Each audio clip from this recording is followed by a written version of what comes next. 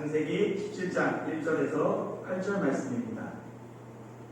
아브라함이 99세 때에 여호와께서 아브라함에게 나타나서 그에게 이르시되 나는 전능한 하나님이라 너는 내 앞에서 행하여 완전하라.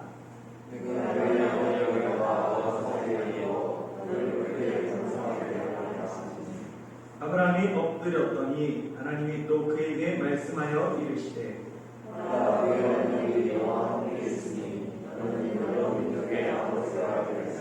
이제부로는 내 이름을 아브라함이라 하지 아니하고 아브라함이라 하니 이는 내가 너를 여러 민족의 아버지가 되게 함이니라.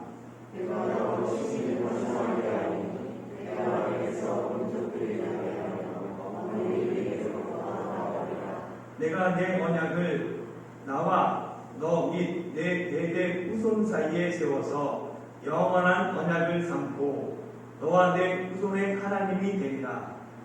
내가 너와 내 후손에게 내가 거류하는 이 땅 곧 가나안 온 땅을 주어 영원한 기업이 되게 하고 나는 그들의 하나님이 되리라. 아멘. 창세기 16장은 마지막 절은 이렇게 마치죠. 하갈이 아브라함에게 이스마엘을 낳았을 때에 아브라함의 나이가 86세였더라 하면서 마칩니다. 아브라함이 처음 하나님의 음성을 듣고 믿음의 여행을 시작했을 때 나이가 언제죠? 75세입니다. 그러니까 나름대로 10년 동안 하나님의 약속을 기다렸는데 이루어지지 않아서 여종 하갈을 통해서 아들을 얻고자 했던 것입니다. 그 이야기가 끝나고 이어지는 17장을 보면 아브라함 나이가 99세 때 이야기입니다. 1절만 한번 읽어볼까요? 시작. 아브라함이 99세 때에 여호와께서 아브라함에게 나타나서 그에게 이르시되 나는 전능한 하나님이라 너는 내 앞에서 행하여 완전하라. 아멘. 창세기 16장과 17장 사이에 몇 년이 흘렀어요? 99에서 86을 빼면 13년입니다. 왜 13년이 필요할까요? 왜 하나님은 13년 동안 침묵하시다가 아브라함 99세 때 나타나셨을까요? 어떤 분들은 이렇게 얘기하죠. 하갈을 통해 인간적인 방법, 세상적인 방법을 통해 상속자를 얻으려 했기 때문에 하나님께서 13년 동안 침묵하셨다. 하갈은 하나님이 나타나지 않았다라고 주장하기도 합니다. 그러나 제 생각에 이 13년은 아브람과 사레의 딸, 이 후손에 대한 소망이 끊기고 그것들을 포기할 때까지 하나님이 기다린 시간입니다. 하나님은 아브람과 사레가 임신의 그 가능성이 사라질 때까지 침묵하고 기다리셨습니다. 그래서 사레가 이제는 생물학적으로 임신할 수 없다, 불가능하다, 가능성이 제로가 되었다. 그때 하나님께서 아브라함에게 다시 나타나셔서 말씀하신 것입니다. 사람이 보기에 완전히 불가능해서 모든 것을 포기하고 절망할 때 바로 그때가 하나님이 일하시기 시작하는 때입니다. 찬양의 가사처럼 날이 저물어갈 때, 빈들에서 걸을 때, 그때가 하나님의 때입니다. 내 힘으로 안 될 때, 빈손으로 걸을 때, 그때 하나님이 일하기 시작하십니다. 아브라함과 사레도 도저히 불가능한 상황, 임신과 출산을 모두 포기했을 때 하나님께서 아브라함에게 나타나셔서 하신 말씀이 나는 전능한 하나님이다. 전능한 하나님, 여기에 해당하는 히브리어가 엘샤다이입니다. 하나님께서 자신을 엘샤다이로 계시해 주는 첫 번째 구절이 창세기 17장 1절이죠. 불가능을 가능으로 바꾸는 하나님, 자연 법칙을 뛰어넘으시면서까지 자신이 하신 약속은 반드시 성취하시는 능력의 하나님 이름이 엘샤다이, 전능한 하나님입니다. 이후 하나님의 이름이 엘샤다이로 나타날 때는 하나님께서 그 맺은 언약 반드시 하나님이 지키신다라는 것을 나타낼 때 엘샤다이를 계속 사용하게 됩니다. 생각해보면 창세기 15장에서 하나님이 아브라함에게 내 자손이 하늘의 묵별처럼 많아질 것이다 라고 말씀하셨어요. 그때 아브라함이 하나님의 말씀을 믿었어요. 그리고 하나님이 그 믿음을 아브라함의 의로 여겨주셨습니다.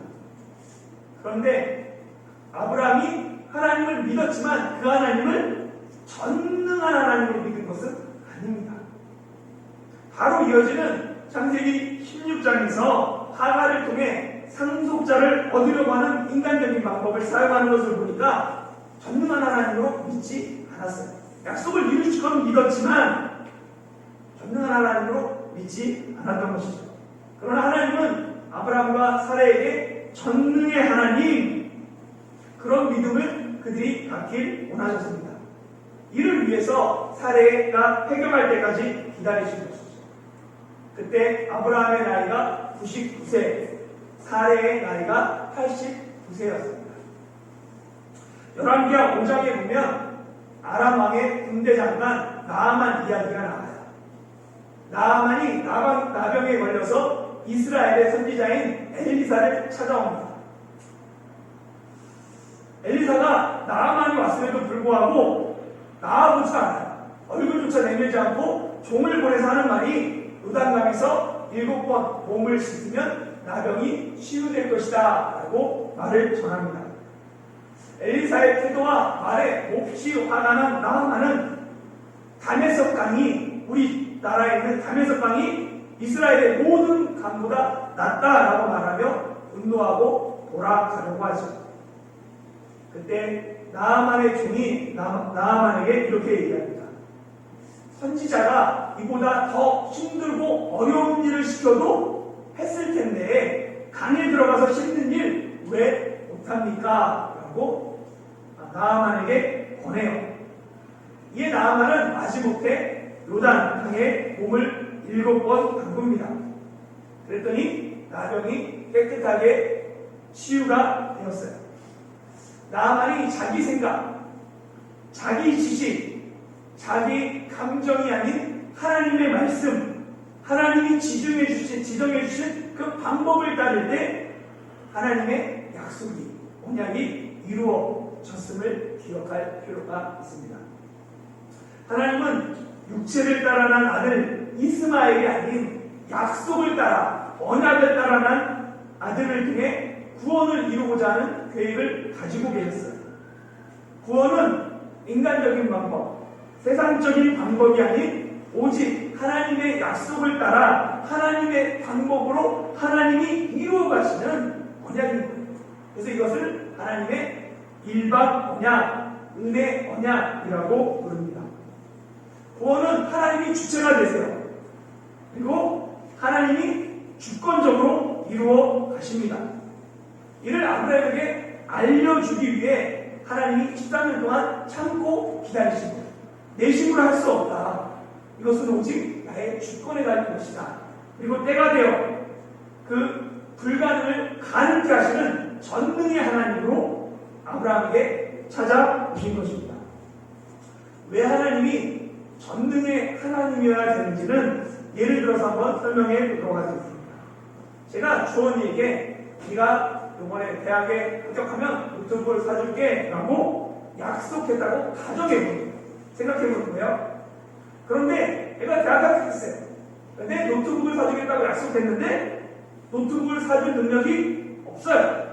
그러면 그 약속을 지킬 수 있습니까? 없습니까?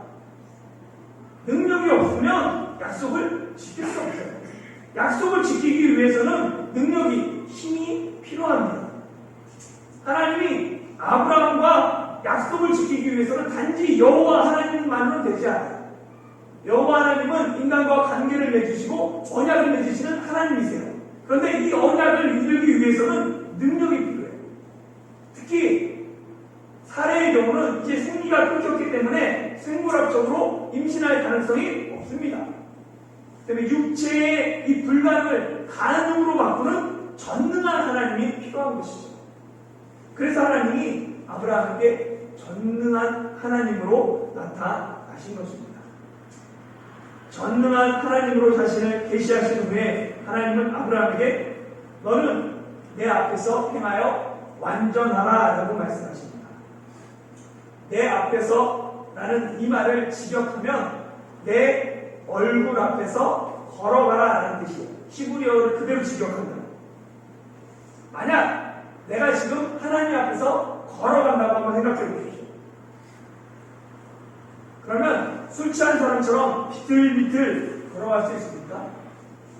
하나님 앞에서 불명한 사람처럼 껄렁껄렁 거리면서 걸어갈 수 있어요? 하나님이 내 뒤에서 나를 지켜보시면 우리는 반듯한 자세로 바르게 똑바로 걸어갈 수밖에 없습니다. 그래서 하나님 앞에서 걸어가라는 말씀은 하나님의 말씀 앞에 바르게 살아가라라는 의미인 거예요. 하나님 앞에서를 뜻하는 라틴어는 호람데오입니다. 하나님 앞에서 신전의식이라고도 부르죠. 하나님이 지금 나를 지켜보시며 나와 함께 하신다는 이 신전의식이 있을 때 우리는 행동을 조심합니다. 그래서 신전의식이 있으면 온전해지는 거예요. 요셉이 어떻게 보디발의 아내의 유혹에 승리할 수 있었습니까? 그 아내가 한 번만 요셉을 유혹한 게 아니에요. 유혹에 한 번만 거절했던 것이 아닙니다. 보디발의 아내는 날마다 요셉을 유혹했어요. 그런데 요셉은 그 모든 유혹을 뿌리쳤습니다. 요셉이 매일의 유혹에 넘어가지 않고 온전히 승리할 수 있었던 이유. 요셉은 언제나 어디서나 하나님과 함께 하나님 앞에서 살았기 때문입니다. 하나님의 얼굴 앞에 서는 때 우리는 하나님의 말씀대로 살아갈 수 있어요. 모든 성경은 하나님의 감동으로 된 것입니다. 교훈과 책망과 바르게 함과 의로 교육하게 유익하니 이는 하나님의 사람으로 온전하게 하며 모든 선한 일을 행할 능력을 갖추게 합니다. 라고 디모데후서 3장 16절을 이야기합니다. 하나님의 말씀이 우리를 온전하게, 완전하게 합니다. 원래 우리는 완전할 수 없는 존재들이에요. 그러나 우리는 하나님 앞에서 완전하려는 목표를 가지고 노력해야 합니다. 예수님도 마태복음 5장 48절에서 그러므로 하늘에 계신 너희 아버지의 온전하신 같이 너희도 온전하라 라고 말씀하셨어요. 나는 온전하지 못합니다. 그러나 하나님이 온전하시기에 하나님의 성품을 따라 온전하도록 힘써야 합니다. 나는 할 수 없지만 완전하신 하나님, 전능하신 하나님이 내 뒷배가 되어주시면 우리는 완전할 수 있습니다. 그리고 하나님이 아브라함에게 완전하라고 말씀하신 의도는 아브라함에게 윤리적으로, 도덕적으로 완전을 요구한 것이 아닙니다. 하나님 앞에 윤리적으로, 도덕적으로 완전할 사람은 단 한 사람도 없어요. 이는 하나님을 전적으로 신뢰하고 의지하라라는 신앙의 성숙을 요구하는 말씀입니다. 그래서 사례의 말을 듣고 하간을 첩으로 드린 그 불신앙의 모습을 돌아봐라라는 명령이 포함되어 있는 것이죠. 이에 대한 아브라함의 반응이 3절입니다. 2절 3절 말씀 한번 읽어보겠습니다. 시작. 내가 내 언약을 나와 너 사이에 두어 너를 크게 번성하게 하리라 하시니 아브라함이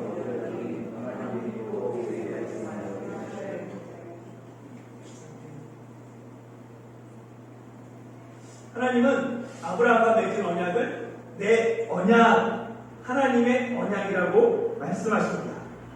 바로 하나님이 언약의 주체가 되셔서 하나님이 모든 책임을 지시는 일반 언약, 평무 언약이죠. 이 일반 언약은 하나님의 주권적 언약입니다. 그래서 하나님의 주권을 강조하는 성경의 여러 구절이 있는데 하나님의 주권을 가장 많이 그리고 가장 강하게 강조하는 그 대표적인 장이 창세기 17장입니다. 그래서 보면 창세기 17장에는 내가 뭐뭐 하리라, 너는 뭐뭐 되리라, 나는 뭐뭐 하겠으니 너는 뭐가 될 것이다 라는 이 문장 구조로 되어 있어요. 그래서 1절에서 8절에 보면 하나님을 가리키는 나 아니면 내가 라는 단어가 14번 나옵니다. 그리고 아브라함을 뜻하는 너라는 단어가 17번 나와요. 그리고 창세기 17장에 보면 언약이라는 단어가 12번 나옵니다. 결국 이 창세기 17장은 아브라함과 맺은 언약을 하나님이 내가 주권적으로 이루어가실 것이다 라는 것을 강조하는 문장 구조로 되어 있어요. 너를 크게 번성하게 할 것이다 라는 이 하나님의 말씀에 아브라함의 반응이 엎드렸다라고 얘기합니다. 아브라함은 몸을 숙이고 얼굴을 땅에 붙임으로 자신을 낮추고 납작 엎드렸습니다. 이 아브라함의 엎드림에는 세 가지 의미가 있어요. 첫 번째는 뭐냐면 회개의 의미입니다. 회개의 뜻이에요. 그래서 내가 세상적인 방법으로 아들을 얻으려고 했던 그 잘못에 대한 회개의 표시로 엎드린 것이죠. 두 번째는 예배의 표시입니다. 하나님 앞에 엎드림은 나를 낮추고 하나님만 높이는 전능한 하나님 앞에 경배하고 예배하는 자세가 엎드리는 거예요. 세 번째는 복종의 표시입니다. 나는 할 수 없습니다. 나는 아무것도 아닙니다.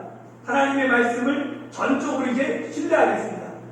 전적으로 복종하겠습니다. 라는 의미가 엎드리는 거예요. 하나님 앞에 엎드렸다는 것은 내가 그 말씀에 순복하겠다 라는 의미가 포함되어 있습니다.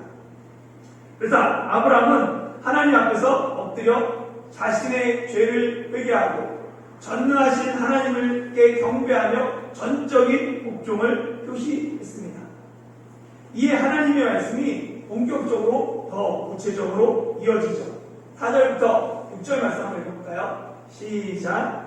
보라, 내 언약이 너와 함께 있으니 너는 여러 민족의 아버지가 될지라.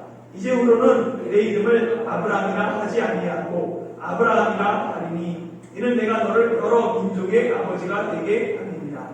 내가 너를 심히 번성하게 하리니 내가 내게서 민족들이 나게 하며 왕들이 내게로부터 나오리라. 4절에 보면 너는 여러 민족의 아버지가 될지라 라고 말씀하셨는데 이 말씀은 아브라함이 맨 처음에 하나님 앞에 부르심을 받을 때 창세기 12장에서 내가 너로 큰 민족을 이루게 하겠다라는 그 말씀과 같은 의미예요.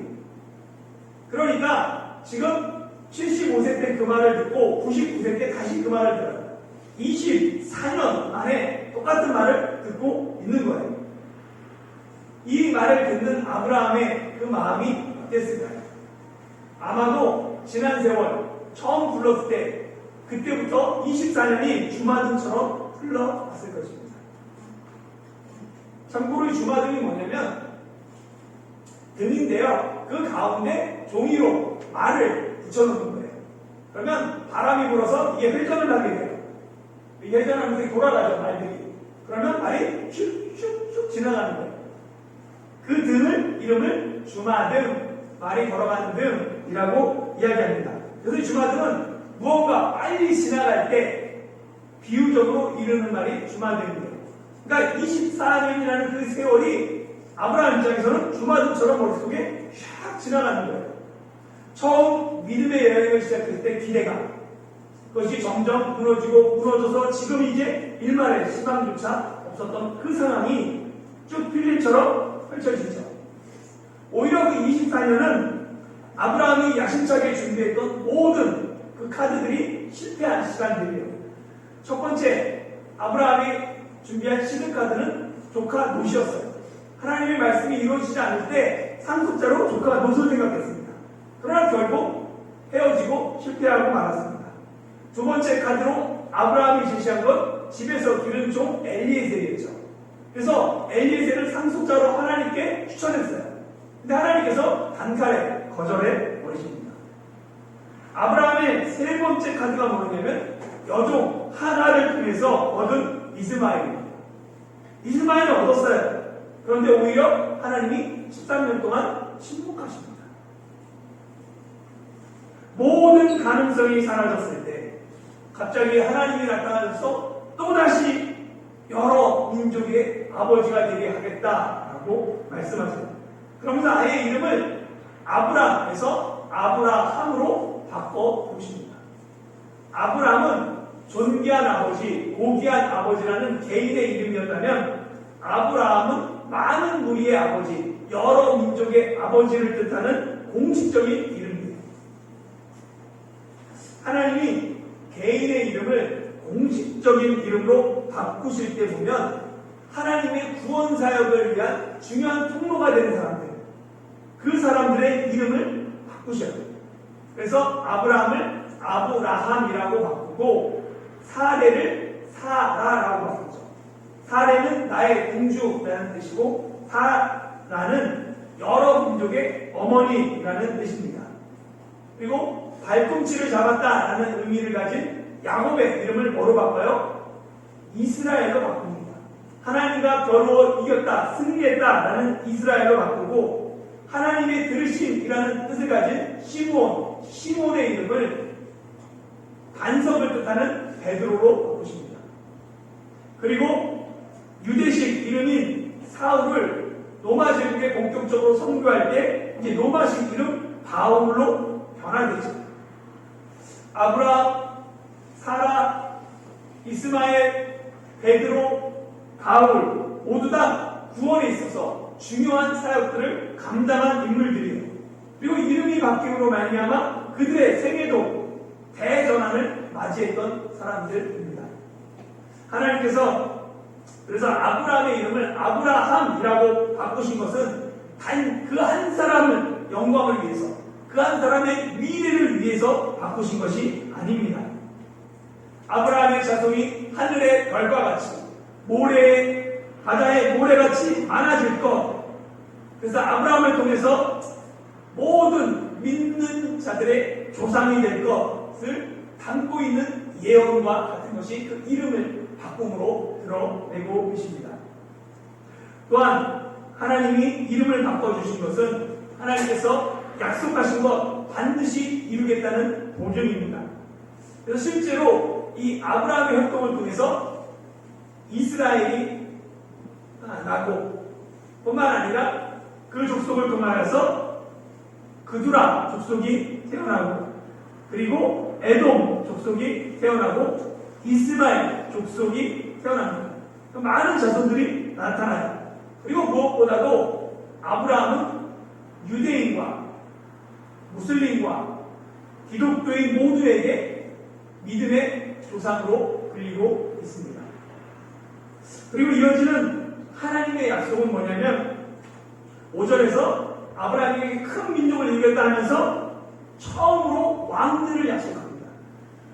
내 후손에서 왕들이 날 것이다. 이 왕에 대한 하나님의 약속은 후에 이스라엘의 12아들 중에서 유다에게로 이어지고 유다 지파에서 다윗이 왕이 됩니다. 그리고 신약시대 예수님이 유대인의 왕으로 다윗의 후손으로 이 땅에 오시죠. 아브라함에게 했던 그 약속, 왕에 대한 약속이 예수님을 통해 이루어졌습니다. 그리고 놀라운 것은 요한계시록 마지막 장 22장 5절에 보면 천국에서 우리가 세세토록 왕노로 탈 것이다 라고 얘기해요.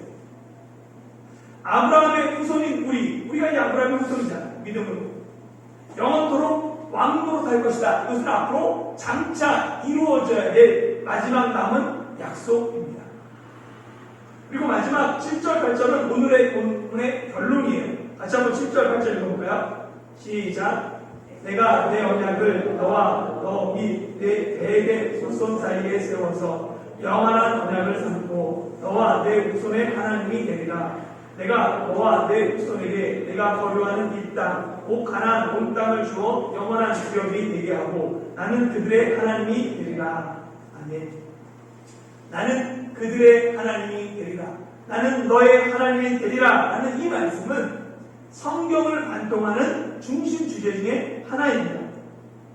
하나님이 우리 하나님이 되고 우리는 하나님의 백성이 되는 것, 그것이 하나님이 세우실 하나님 나라의 핵심이에요.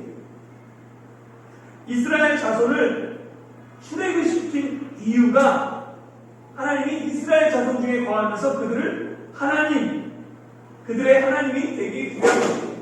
출애굽기 보면 이렇게 기록되어 있습니다. 그들은 내가 그들의 하나님 여호와로서 그들 중에서 거하려고 어떻게 했어요? 그들을 애굽 땅에서 인도하여 낸 줄을 알리라. 나는 그들의 하나님 여호와다라고 말합니다. 이스라엘 백성들을 이집트에서 끌어내신 것, 출애굽시킨 것, 그들의 하나님이 되기 위함입니다. 하나님이 이스라엘 백성에게 성막을 세우라고 하신 것도 마찬가지예요.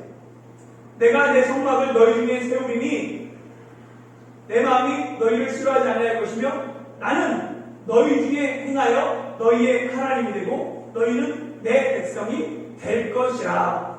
하나님이 회막을 세우신 이유도 하나님이 그들 가운데 하나님이 되고 그들은 내 백성이 되게 하기 위함입니다.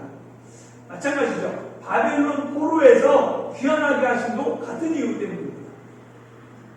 너는 또 말하기를 주 여호와의 말씀에 내가 너희를 만민 가운데서 모으며 너희를 흩은 여러 나라 가운데서 모아내어 이스라엘 온 땅을 너희에게 주리라 하셨다 하라.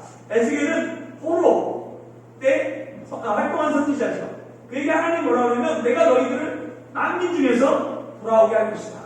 이스라엘 땅을 너희에게 주리라 라고 말씀하신 것, 그건 뭐냐면 내 율례를 따르며 내 규례를 지켜 행하게 하리니 그들은 내 백성이 되고 나는 그들의 하나님이 되리라 라고 말씀하십니다. 구약성경에 그들의 하나님 그리고 그들의 백성, 그의 백성이 되는 이 모든 것들은 하나님과 하나님의 백성 이 사상은 신약성경에 와서 아버지와 자녀로 발달을 해요.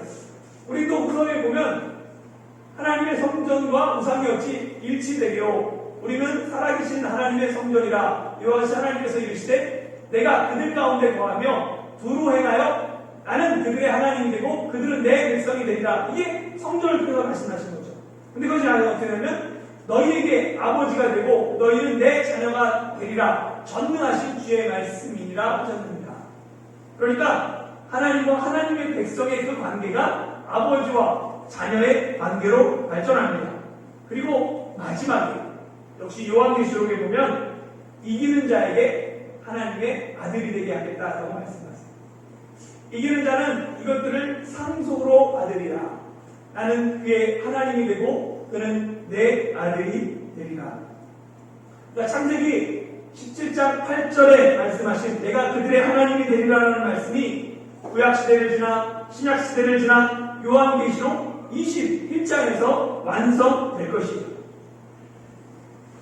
이처럼 하나님이 우리 하나님이 되고 우리가 하나님의 자녀가 되는 이 하나님의 언약은 창세기부터 요한계시록을 성경을 관통하는 하나의 주제입니다. 그렇기 때문에 아브라함과 맺으신 하나님의 언약은 아브라함 당대에 이루어지는 언약이 아니에요. 예수 그리스도의 오심을 통해 그리고 다시 오심을 통해 이루어질 영원한 언약인 거예요. 너만 기억하면 되지 않고 내 후손이 대대로 지킬 영원한 언약이 되는 것입니다. 사랑하는 성도 여러분, 여러분은 자녀들에게 무엇을 물려주기 위해 준비하십니까? 다른 유산보다 믿음을 물려주십시오. 아브라함의 언약이 이삭과 이스라엘로 이어졌던 것처럼 믿음의 유산을 자녀와 다음 세대에 물려줘야 합니다. 아브라함이 하나님의 약속을 끝까지 붙들었던 것처럼 이스라엘 자손이 뿔뿔이 흩어져 수천 년이 지났음에도 너와 내 자손에게 그 땅을 주겠다라는 하나님의 약속을 믿고 끝내 약속의 땅 가나안으로 돌아갔던 것처럼 하나님의 약속이 나를 통해 내 자손과 다음 세대에 이어져야 합니다. 예수 그리스도께서 주께서 재림하실 때까지 하나님의 언약을 바르게 보존하고 다음 세대에 계승하고 영원한 하나님 나라를 상속하는 저와 여러분들이 되시길 예수님의 이름으로 축원합니다.